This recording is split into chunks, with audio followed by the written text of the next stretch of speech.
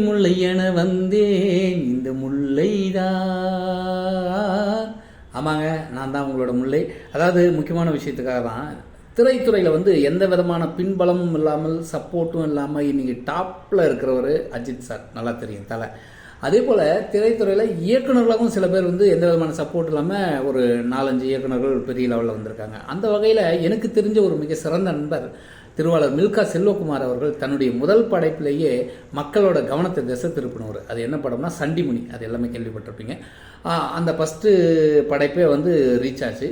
அவரோட அடுத்த 2வது படைப்பாக இருக்க போது லக்ஷ்மி பவனம் கோயம்புத்தூரில் மார்ச் 24ஆம் தேதி, அதாவது 2026 மார்ச் 24ஆம் தேதி டைட்டில் வெளியிடுறாங்க. அந்த விழா அங்கே நடக்க போது கோலாகலம் நடக்க போது.